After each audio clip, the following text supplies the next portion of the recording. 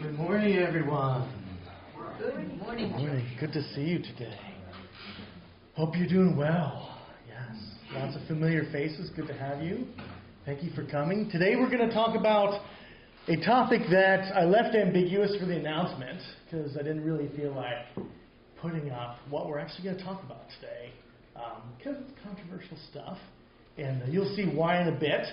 But it has to do with missionaries and the value of the Christian faith and changing cultures. The question of whether Christianity has done more harm than good.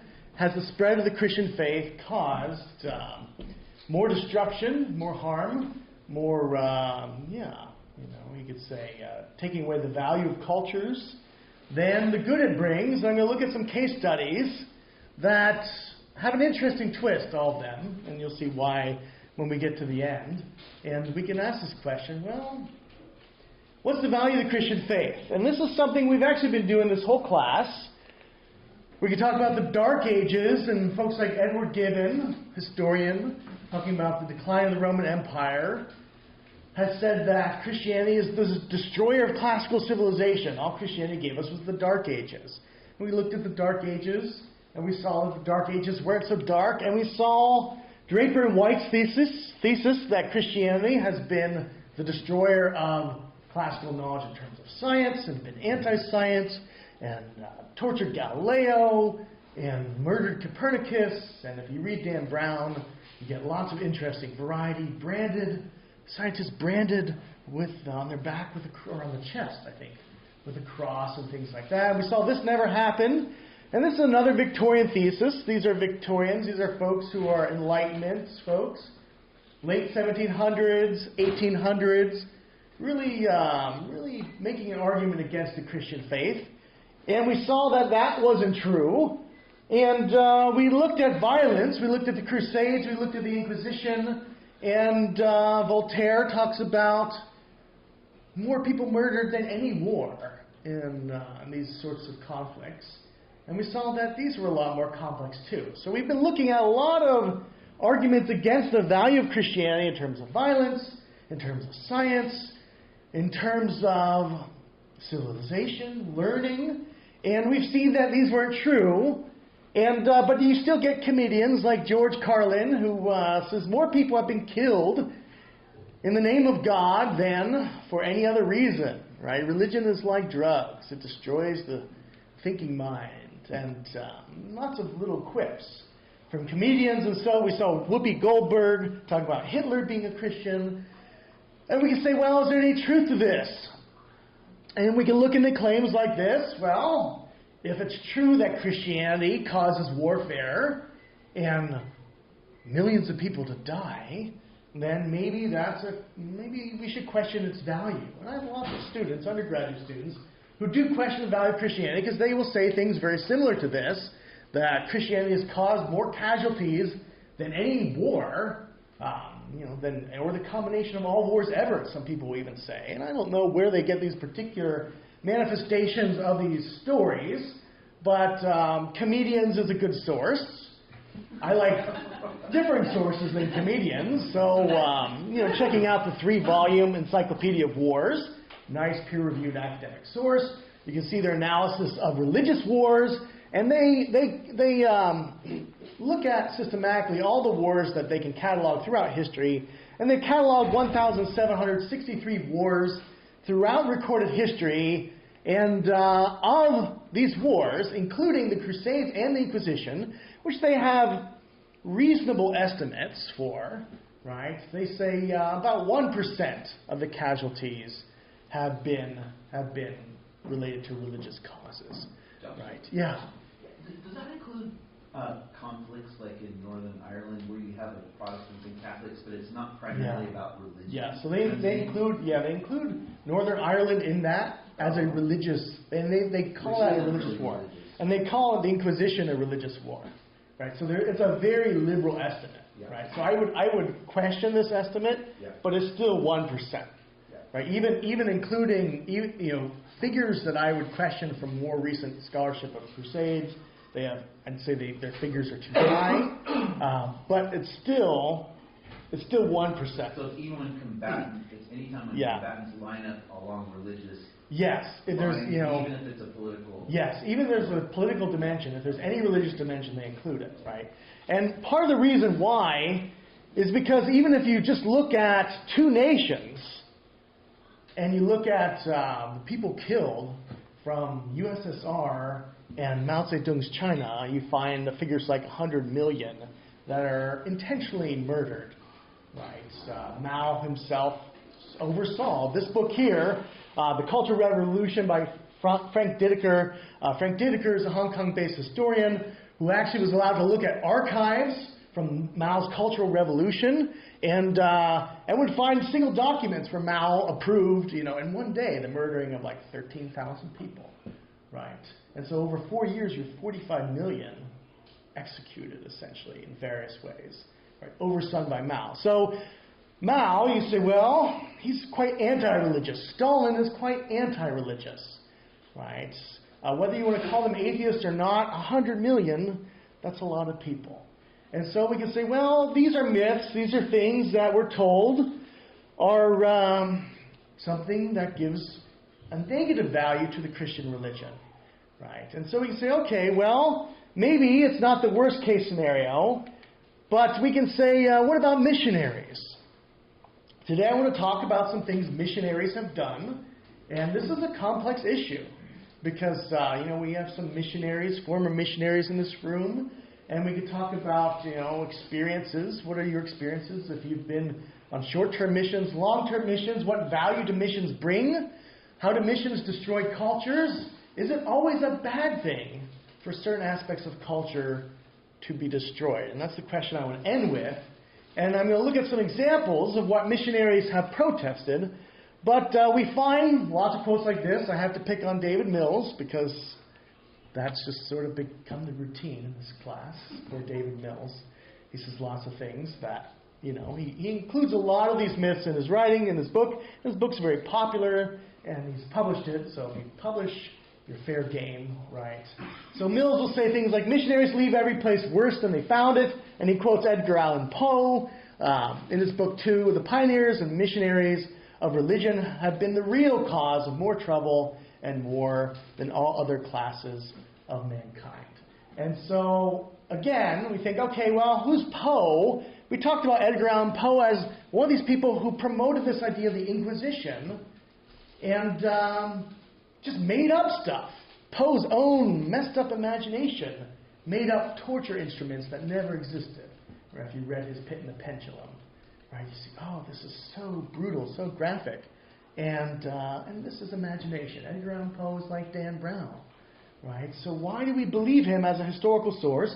But yet he's popular, and so missionaries, right, are the real cause of more trouble more than all other classes of mankind. Oscar Wilde, another popular writer, when I think of all the harm the Bible has done, I despair of ever writing anything equal to it. And I could give slides and slides of quotes like this. I'm sure you've heard this sort of thing in your own context. I hear this all the time from my undergraduate students.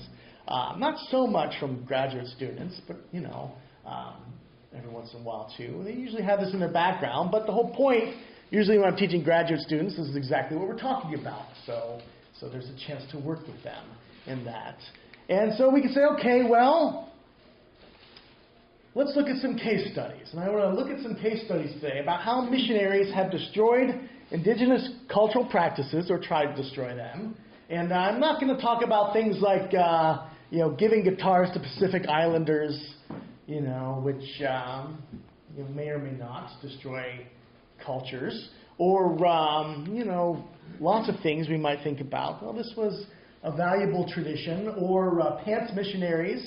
You read things like, okay, everyone has to wear pants. No more robes for you. Right, and so people say, okay, because all these Westerns wear pants. And we could talk about these, but last week we talked about ending global slavery. So we could say, okay, I want to recap that one because it's important. So I'll talk about that for a minute. But then I want to talk about some other things that missionaries played a key role in stopping. And one is foot binding in China. And the second one is widow burning, sati in India. And the third one has to do with female genital mutilation, which was first questioned by Western missionaries in a very systematic way. So these are heavy topics. These are disturbing topics. And we can think about these as indigenous cultural practices, right, that missionaries protested, resisted, and then at the end we can say, okay, and how do you interpret these? That's where it gets really interesting, looking at contemporary interpretations of these indigenous practices, and they're a lot more complex than I would have thought a few years ago before I started looking into these things. You know, the first time I taught on these was teaching ethics at USF, so I love to use really crazy case studies when I teach my ethics class that really get people thinking. So, and these are case studies I've used talking about cultural relativism, and you'll see why. And so I'm going to bring this into a Christian context, right? We can ask the ethical questions, but the question is, were missionaries wrong in fighting against these indigenous cultural practices? Think about your answer now. I'm not going to ask you to give your answer, but I'm guessing a lot of people will say no, they weren't wrong at all, right? So why would you want slavery? Why would you want foot binding? Why would you want genital mutilation? Right? Why would you want widows to be burned alive on their husband's funeral pyre? Right? So it might be a very obvious no, and so you can say, okay, well, so missionaries then, if you're thinking no, they weren't wrong. You're thinking missionaries did some right. Last week we did a whole class on slavery, so I'm only going to do a couple slides to recap that. We saw slavery was ubiquitous. I talked about various forms of slavery all over the world. Every continent has had its own indigenous slavery, and that tends to be almost a human universal. When you reach a certain level of calories, right, you get people starting to be enslaved.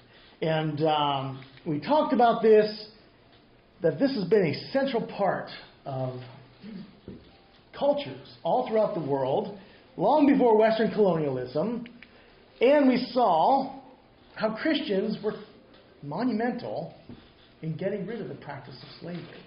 Right? We saw Roman slavery come to an end. We talked in a previous class on Darwin about the Atlantic slave trade and how that came to an end. But Rodney Stark puts it this way: all classical societies are slave societies. In fact, all known societies above the very primitive level have been slave societies. Even many of the Northwest Indian tribes had slaves long before Columbus's voyage. Amid this universal slavery, only one civilization ever rejected human bondage: Christendom, and it did it twice. And we can say, well, were Christians wrong with this? Were they wrong in fighting against slavery, since it's an indigenous cultural practice? Right? And I'm guessing no one in this room is going to say that they were wrong in fighting against slavery. And we can think about why. We can think about our values, but then we find, well, maybe our values as Christians differ from other values that are out there, whether they're indigenous in certain cultures or not. Right? Values are the question here. So today I want to start with the case study of foot binding. Foot binding its origins are mysterious, right? So we'll talk about why it started, where it started, what scholars think about this, how scholars interpret this, and I look at this, I see a gruesome practice of what I would call torture, right? And I won't give you my opinion about Christian missionaries, but maybe I already have. So we can think about this practice, and we can ask, were Christian values, were Christians wrong, right? When should Christian values intervene in cultural practices? So this emerges around 970 AD. I'm using Western time here, during the Song dynasty, and the historical origins are vague. There's different theories, but most of them go back to one person. Who knows if it's one person, who knows if it's several people, but the stories go back to one person, an imperial court dancer who bound her feet with silk in order to emphasize her dancing and show off her footwork. And some accounts say, please the emperor, and please the royal family, and so on and so forth. But it starts with a dancer who becomes popular, all the rage, right? So everyone starts doing this, putting silk bands on their feet, wearing them in public, binding their feet with strips of cloth, thinking them distinguished and elegant. And this is upper-class women who are doing this. And we think, okay, fashion. So it begins with fashion, and that seems understandable to me. Fashions are strange. Why do people do what they do with fashion? Like, why am I wearing what I'm wearing, right, rather than sweatpants, where I'd be much more comfortable, right? Wear sweatsuit everywhere. A robe, wear bathrobe everywhere. But here we are. Fashion constrains us, makes us do weird things, and we say, okay.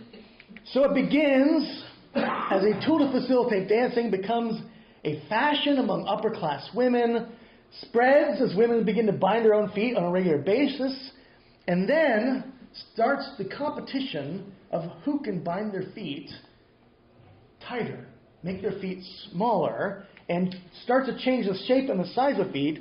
And so we see anthropologists who study this will say things like this.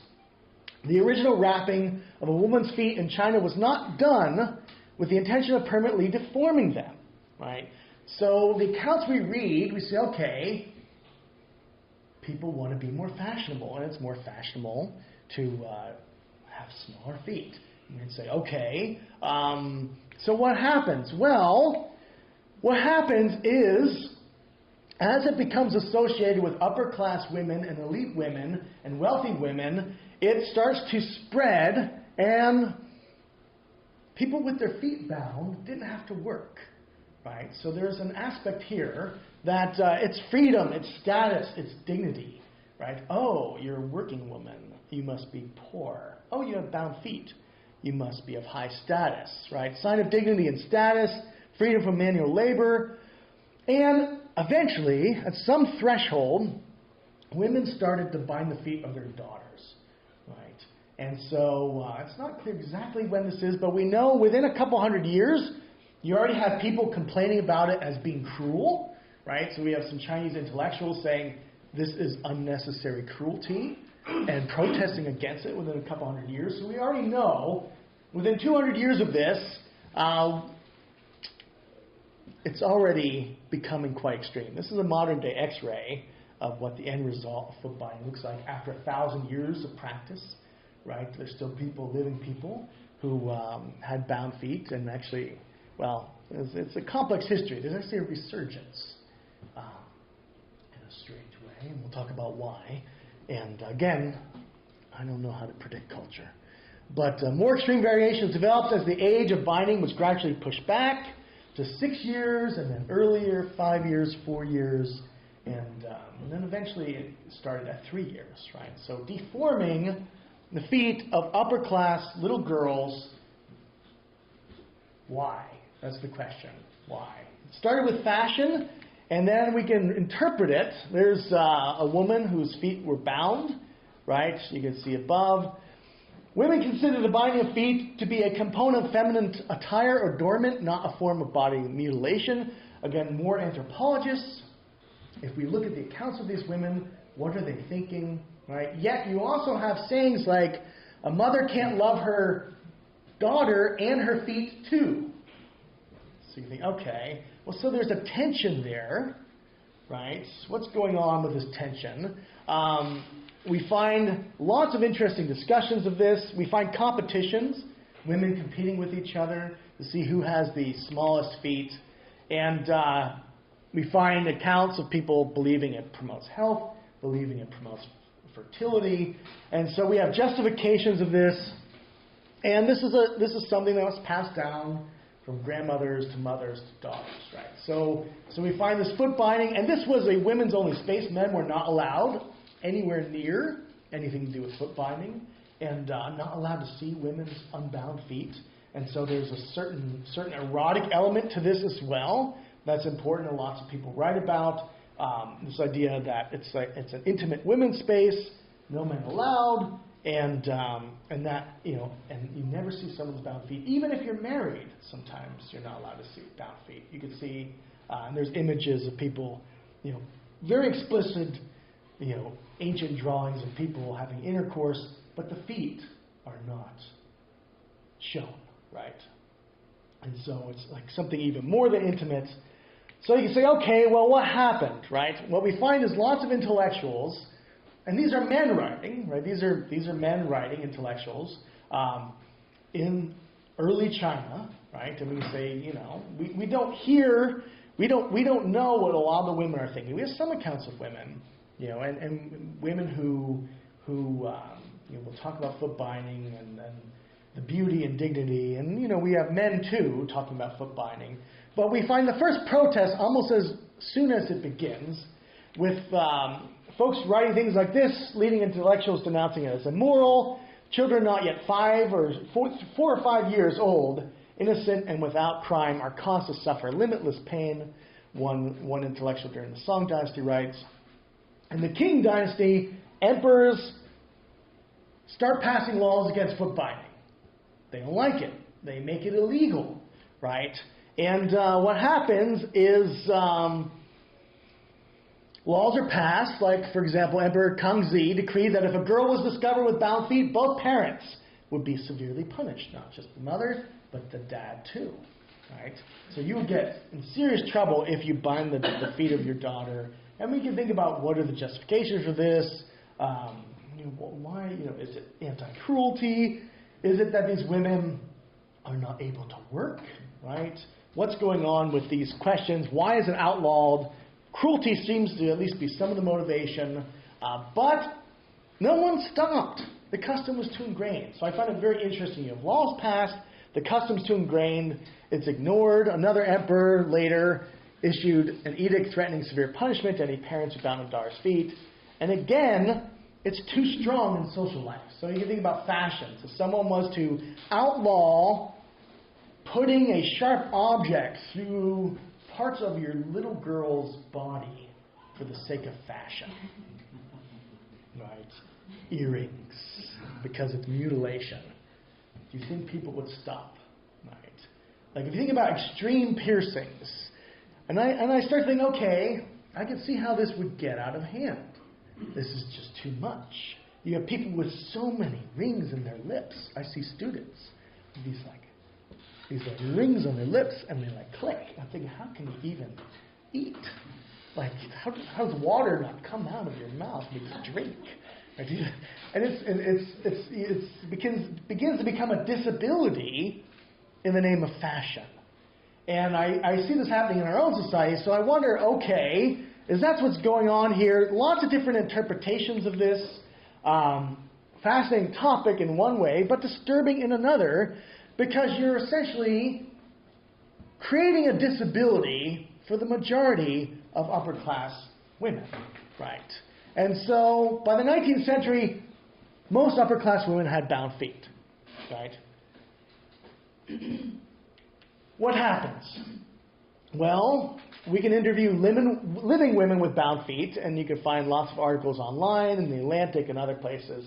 They still think of them as beautiful, as dignified, as a source of great pride. And then I find it's very interesting. And this is part of why some people are talking about a resurgence, not in the extreme form, but as a point of Chinese history and pride. There's a reclaiming that history, interestingly, today. And I don't know where that's going to go. But what's really interesting to me is contemporary Chinese feminist interpretations who argue over and against Western feminist interpretations. So you have Chinese feminists calling Western feminists colonial imperialists, right? Because they have a problem with foot binding. And you'll see some of these interpretations in a moment. So there's actually a live argument about what foot binding was and is, with some people completely supporting it. Some contemporary Chinese feminists giving a full-scale apologetic for the whole history of foot binding. We'll look at that in a second. Cinderella Sisters is a book by Dorothy Ko, who's a Chinese scholar and Chinese ethnicity professor of history at Columbia University, feminist scholar, and she has a whole book talking about how conventional views of foot binding as patriarchal oppression often neglect its complex history and the incentives of the women involved. So she wants to find the voices of women in the history of foot binding, and argues that instead of seeing foot binding, should be foot binding, not foot bidding, I have to change that, was an expression of women's agency, right? Instead of Instead, foot binding was an expression of women's agency, empowerment, and resistance to the patriarchy that attempted to eradicate this women's space. Right? So we have male emperors trying to stop foot binding, male intellectuals, she points out, trying to stop foot binding, and the women are resisting. So this is a feminist interpretation, contemporary feminist interpretation, a whole book on this question. We find others, articles like this one here, again, another Chinese feminist writing, Chinese women were first introduced and continually represented as victims of the patriarchal society in various studies of Chinese women's history since the early 20th century. Then she talks about how these are Western feminist views of China and not legitimate views from a Chinese perspective, and makes a similar argument. Instead, the history of Chinese women resisting men's attempts to stop foot binding should be viewed as an example of their rejection of patriarchy. So it's exactly the opposite of Western feminist interpretations. So we can read these books, we can think about this. I will let you do with these interpretations what you will. I'm not going to choose one side or the other. But what I'm going to do is talk about how it came to an end. Right? I want to show that this issue was actually more complex than I thought it would be. Where I thought, oh, this is a clear case where missionaries were, you're getting rid of cruelty. Right? So you can say, okay, how does this come to an end? The movement that eventually turned the Chinese around began with Christian missionaries in the 1860s. And this is Appiah in a book called The Honor Code, talking about moral revolution. And the author is not at all Christian. He's actually quite critical of Christianity, but he's looking at all these different moral revolutions and looking at the role of missionaries in a lot of these revolutions. Reverend James McGowan, London Missionary Society, campaigned against foot binding. He's the first that really makes an impact. In 1895, he started the Natural Foot Society and asked young men to pledge to not marry young women with bound feet, and also asked Chinese women to pledge to abandon the foot binding of their daughters. So he's looking at both men and women and trying to counteract what is common in the narrative that no one will marry you if you don't have bound feet. Right? So you talk to the men. Do you promise to marry only women with unbound feet as upper class men of substance? Right? So you have these very eligible bachelors with lots of money who are very interested in the West because the West is in power. And they say, okay, yes, if I can go to your elite Presbyterian school and have a status. And they're Christians too, so I don't want to undermine their faith. Right? These are Christians he's asking. So he gets nine women and, I think something like 20 men in the first pledge group.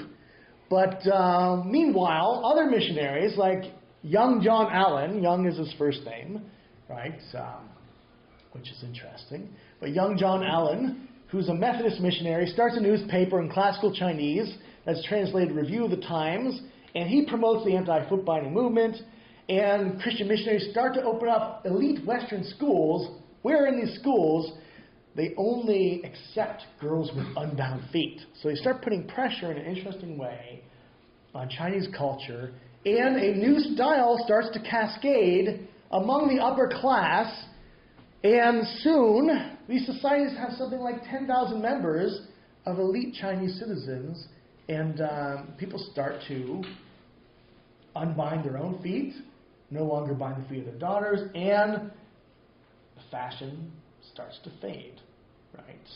And it doesn't completely go out until the Cultural Revolution, when the new communist government is focusing on women need to work as much as men, and you can't work with bound feet, so you need to stop, right? So there are still people who were doing this up until the Cultural Revolution, and then it was, you don't mess with Mao, right? And so people got that idea, so it stopped. And that's the history of foot binding. So we can think about this, we'll return to it when we talk about it at the end. But, again, if we turn to scholars, we can say, how do we interpret this? Were these missionaries doing a good thing? And you can find some voices who say, well, these missionaries are actually destroying a women's movement. right? So in this book, because of the rooted patriarchal culture, the anti-foot binding movement is a men's movement rather than a woman's movement. It was the male-leading intellectuals that proposed the elimination of women's bound feet and other changes in women's dress. And so there's some folks who will see this missionary movement against foot binding as patriarchal oppression, right? So you can think about, okay, what's going on here? What narrative do we accept? Do we accept these scholars? Do we see anti-foot binding as anti-woman? Well, that's very different than the interpretation I first heard in the West. But is that just my Western imperialism? Is that Christian imperialism? What do we do with this, right? Another scholar says, while foot binding was a female activity transmitted among Chinese women, it was interrupted and eventually terminated by male Western missionaries and colonialists. The enforcement of natural feet upon foot-bound Chinese women did not arise through their own choice. It was rather a result of intervention by reformist men and Western missionaries. So there's this justification of foot binding as a women's movement, and I still have problems with that. Maybe I'll show my cards, right? I'm thinking, well, I don't care if it's a man torturing a little girl or a woman torturing a little girl. You're still torturing a little girl, right? So that's my feeling on this, regardless of the scholarship. But you can see whether you agree with me or not. The Indian practice of sati is another case, right? So this is, in India, we find this tradition going back quite a while where a widow will throw herself on her husband's funeral pyre to burn to death alongside of him. This comes from a myth where the goddess Durga, who's also Kali. Kali is Durga when Durga's really upset, right? So you don't want to mess with Durga because if you've seen Indiana Jones in the Temple of Doom, you know why. So Kali self-immolates because she's unable to bear husband Shiva's humiliation. Both Durga and Kali are representations of the same divine feminine Shakti, which is the divine mother, the feminine principle in Hinduism. And so there's a deep religious background to this, and we can say, okay, what do we do with that? Satihood is viewed as, quote, the supreme act of selfless devotion and a manifestation of divine sacredness. And this is a contemporary, Hindu writer writing this, talking about what do these things mean, right? The Sati literally becoming the goddess Shakti at her time of death and burning. In this perspective, her self-immolation is a sacrifice that, according to Hindu belief system, entails no violence to the consenting victim. And that's from this book, right? Which is also, as far as I can tell, written by a Hindu feminist scholar. So it's interesting because it seems I read this and it seems very non-judgmental to me, which you can say, okay, well, what do we do with that? Sati was always a voluntary act that had been practiced in India since the 4th century BC. When it was first recorded in Greek accounts, if it was not truly voluntary, then the woman would not become a goddess. The woman who committed sati was worshipped as a goddess and temples were built in her memory. So we find, okay, there's something about status, there's something about prestige. These are only upper-class women. Why are they doing this? What's going on with this? And who has problems with it? And I find a very similar narrative of people, intellectuals, saying sati is cruel, laws against it, trying to regulate it. During the Mughal era, you have folks like Akbar the Great who tries to abolish the ritual, but can't stop it. So they pass regulations with these very intense interview processes for women who want to commit sati, and they try to talk. You have these accounts of people trying to talk them out of it, and trying to change their minds. But, right, there's something about this tradition. It's a ritual, it's a religious ritual that is resisted, so it continues. And this is from Hindu accounts. But we have Westerners start showing up in the 1600s. Here we have one person who's a doctor and a missionary, and he says, this abominable practice is the effect of early and deeply rooted prejudices. Every girl is taught by her mother that it is virtuous and laudable in a wife to mingle her ashes with those of her husband, and that no woman of honor will refuse compliance with the established custom. So we have a Western perspective of this custom, thinking it's evil, thinking it's cruel, and Westerners, as they start to come to India, want to stop it. So missionaries say, okay, this is a practice that's messed up, and we have, William Wilberforce, if you know William Wilberforce. he has a campaign against sati in the same way he's campaigning against the Atlantic slave trade, giving impassioned speeches in front of Parliament to open India to missions so that the Brits can stop sati, right? Because he thinks this is a horrifying practice. We have Jules Verne's. This is a picture from Jules Verne's, Around the World in 80 Days, where sati comes into that. So we have this anti-sati movement in the British Empire. Wilberforce gives a powerful speech talking about the evils of Hindustan, family fireside evils, paying particular attention to the ill treatment of women, as evidenced by sati. It's interesting, the whole PR campaign behind this movement. And, there was a trend of reading the names of recent sati victims during your fireside in your family time to show how different the British family was than the Indian family in terms of their values. And so you get into the mindset of this movement. And then missions are opened up, and off go the missionaries. The East India Company thought it might be bad for business, so they're actually resisting missionaries. That's a whole other story about economics. And missions might be bad for the economy. So we don't want to stop sati because it might affect our money, right? So interesting. And Wilberforce is against the East India Company, which I think is appropriately the villain in Pirates of the Caribbean. But anyway, Reverend James Pegg zealously campaigns to outlaw sati. You find this campaign in India. William Carey, sometimes we quote him, expect great things from God, attempt great things from God, right, is one of the key people in stopping sati in India, in Calcutta. Eventually, these campaigns are successful in 1829. We find it started kind of legal by provincial governments, and the abolition of sati, says one scholar, owes much to the efforts of Christian missionaries. You can think about Carey, you can think about others, Wilberforce, but there's no question that the Christian missionaries played the key role here. So, Christian missionaries go into cultures. This is an indigenous practice going way back, very early on, into Hindu religious texts, right? The reason I'm talking about these are deeply ingrained practices in these cultures, right? 1,000 years of foot binding, and then missionaries come in from the West, Christians, and they stop it, right?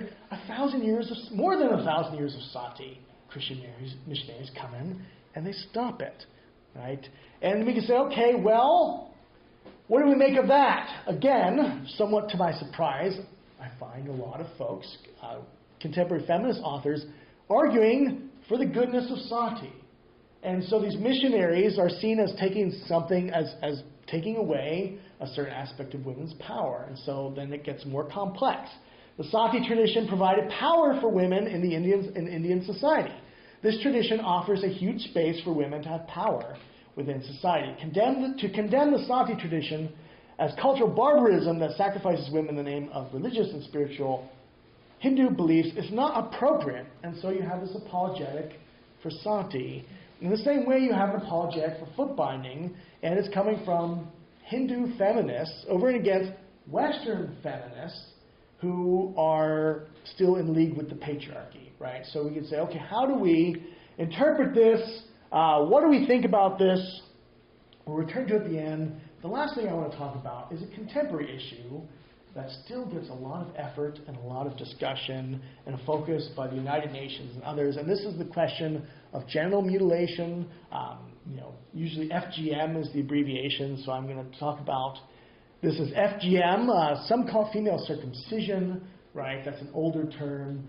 Some people have gone to genital cutting, but I'm just going to say FGM, and that will be what I'll refer to this as. I'm not going to talk about details at all. For those who know what it is, you know what it is. If you don't, that's perfectly fine, right? And so we can think about how this originated. Again, it's mysterious. It goes way back. We have it in Egyptian mummies, right? Men and women, right? And so we can say, okay, well, this goes back into Egypt. Greeks going to Egypt saw that this was happening, and the Greeks didn't like it. Greeks are the first Westerners. Herodotus, when he visits Egypt, he doesn't like this practice, and the Greeks didn't like Jews when they did that either. Right? The Greeks always had issues with mutilating the flesh in any way, shape, or form, which is interesting. So you can say, okay, so here's a Western judgment of an African practice.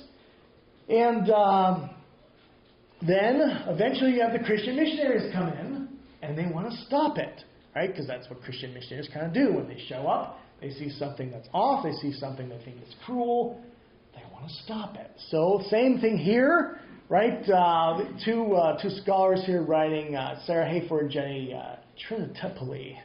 Christian missionaries have been waging campaigns against female circumcision for more than a century. Attempts to eradicate female genital mutilation in Africa go back a long time, at least to the 1500s, when European missionaries first came to the continent. So missionaries, as soon as they show up, they want to stop this because they think it's cruel. And we can go into the details of this, but with this case, interestingly, attempts have been mainly unsuccessful. So it's not like foot binding. It's not like sati, right? Missionaries have been unable to stop this. So we can think about some case studies. One was the Church of Scotland, which had a long and successful history of missionary work among the Kikuyu in Kenya. And the Kikuyu were mostly Presbyterians because of this mission. But then in 1929, a missionary doctor, John William Arthur, wanted to stop FGM. And so he sees they're doing this. He thinks this is cruel. Other missionaries before that, tried to stop it in a sort of suggestive way, but didn't really. But he thought, okay, we're going to eradicate this because he's in charge. And so he starts a campaign where you can't come to church. Families who do this can't come to church. Right? So what happens? Well, families stop coming to church. Women resist, keep doing it. Again, this is a women's only space. Men are not involved in the cutting and anything like that, right? And so women resisted. The husbands follow their women, right? And they start their own churches. They start their own schools, and they leave the church. They leave the church pretty much wholesale over this issue. Right? So we have the Presbyterians. Here's one woman responding to this sort of pressure. How can you tell me it's wrong? My mother did it to me. Her mother did it to her. How can you tell me I shouldn't have my daughter undergo the cut? Oh, girls die of bleeding, of infection? Show me one. This ritual is a rite of passage, a sacred tradition of our tribe. So you can find accounts of, and he has, interesting, this doctor has lots of papers and accounts, and he's trying to figure out how to stop this. How do you change this culture, right? So eventually he gives up, and nothing happens.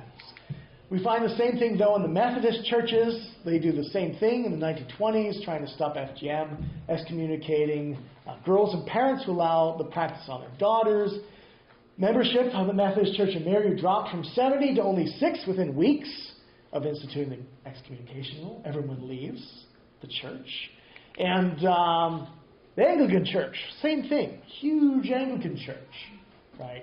So all these churches in the 20s decide we're going to push against this as a whole. So we're going to agree to do this. So they're not going to all of a sudden become Anglican. Right, because the Methodists are doing, we'll just become Anglican. No, we're going to join forces to stop this in this area of Kenya, and it's not effective. So we can think about why, right? This happens over and over again in different ways with missionary efforts trying to stop this. In 1956, there was actually, in British-controlled Kenya, missionaries got up enough momentum to have laws passed against this, and it led to a rebellion. It led to a rebellion, which is called the Circumcision Rebellion, in which thousands of girls defied the missionary-led British ban against female circumcision, purchasing razor blades and circumcising each other as a form of protest. Right? And that's discussed by Lynn Thomas in this book here. Here the young women circumcised themselves as a way of defying what they perceived as Western Christian patriarchal oppression. So they saw this as Western imperialism, as Western patriarchy, and this is their feminine right. And so there's deep culture here.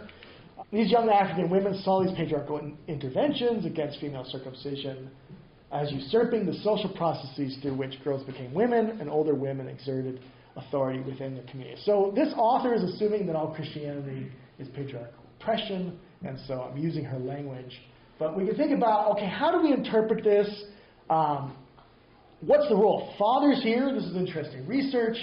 Fathers, Lightfoot and Klein writing in this book on the bottom, fathers object to having their daughters subincized or fibulated, but the men's objections are overruled by women in the family who insist on having the operations performed. This is contemporary studies. So we say, well, what's going on? Why can't the West get rid of this practice? Baumeister and Twang says men do not prefer women who've had the general surgery, and the evidence regarding indicates that women control and maintain the practice. So this is a women's space, and it's zealously defended by women, right? Janice Body, Esther Hicks, men argued for less severe surgical practices, but were thwarted by the women's determined support for these practices. And most mothers insist on the operation over the father's objection. So we have lots of research looking at this. So, okay, this is a women's space. Men are objecting. Similar to other things, we can say, okay, were the missionaries wrong? Were the missionaries right? And how do contemporary feminists see this, right? Again, years ago, when I first became aware of this, I saw this as the archetypical form of cruelty of cultures in an oppressive context. But then I run across folks like Germaine Greer, who's a very well-known feminist scholar, who says that these are Western ethnocentric criticisms, right? So she defends this. FGM is something that women do to women, she says. Western feminists should recognize these surgical practices as rooted in female culture and female social groups, and therefore should tolerate them as such. So as I'd say one of the top 10 feminists writing today in the West, Greer is saying, this is women's space, defend it as women's space, right? Something, okay, missionaries are trying to stop it, feminists like Germaine Greer are trying to protect it, and we find whole pamphlets, whole discussions talking about making an argument for this, right? Talking to the women, interviewing women in this book here, a source of pleasure in a woman's life during initiation. Women step out of reach of male authority and celebrate the legitimacy of female authority, the authority of their mothers and grandmothers. Men are neither allowed to enter the place of women's gatherings nor to ask questions about the women's activities. Creates a women's space, a realm over which they have power and cannot be taken away or challenged by men.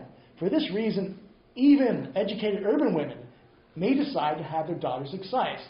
Female genital cutting symbolizes the strength and power of women, while men show little interest in the continuation of practice. Women defend it fiercely and react hostile to any voice criticizing it. So we have a very complex cultural phenomenon. Missionaries are trying to stop it, and these all have similar forms, right? They're much more complex than I would have imagined before looking into them when I started doing ethical case studies on them 6 years ago. So I started looking at foot binding and the other, sati and genital mutilation as well.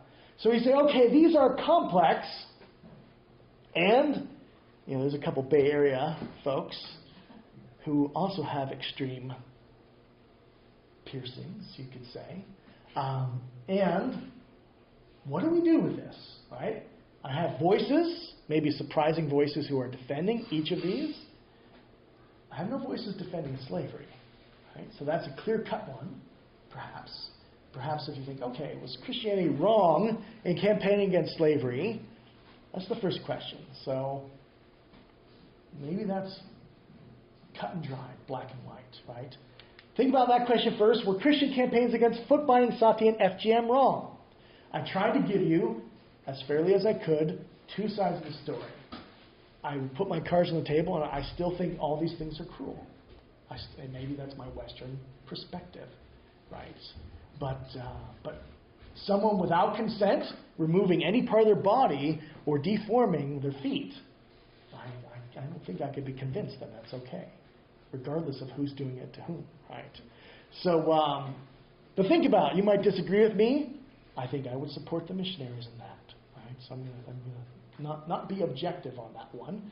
But think about why or why not, right? We can still talk about it, and I with this group here, I don't feel like my own opinion is going to overpower you in any of these issues if you strongly disagree with me. So I'm not worried about that. At what point should Christians not advocate tolerance for certain cultural customs? Think about other things, right? Should Berkeley Covenant go to Telegraph and argue against extreme piercings? or something like that, right? At what point should we not advocate tolerance? Do you think the destruction of certain aspects of indigenous cultures by Christian missionaries is always negative? When do you think it is negative? When do you think it's not negative? Right? These are some complex questions. We don't have a ton. We have some time to talk about them, but let's try to talk about them for 10 minutes and then have a larger group discussion. Try to get in groups of 5, whatever tends to work for the discussion. Right? These are all heavy topics, but